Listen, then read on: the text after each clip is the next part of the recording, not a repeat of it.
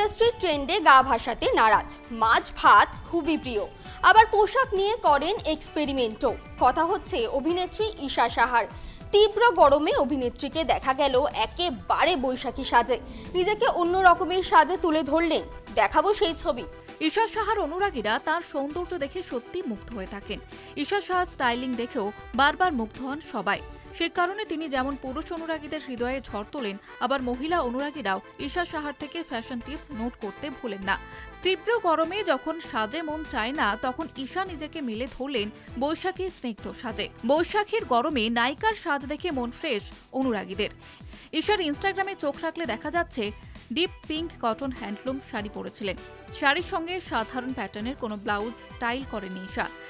তিনি আকাশী printed shirt স্টাইলের টপের সঙ্গে পেয়ার আপ করেছেন। কানে গোজা ফুল তার ত্বকের কমপ্লেকশন এবং ফিগারকেও কমপ্লিমেন্ট দিচ্ছিল। এই সাজে সবার থেকে লাইমলাইট ছিনিয়ে নিলেন তিনি। চোখ ধাঁধানো সাজে ঈশা, কিন্তু তার এই ছক ভাঙা স্টাইলিং দেখে প্রশংসা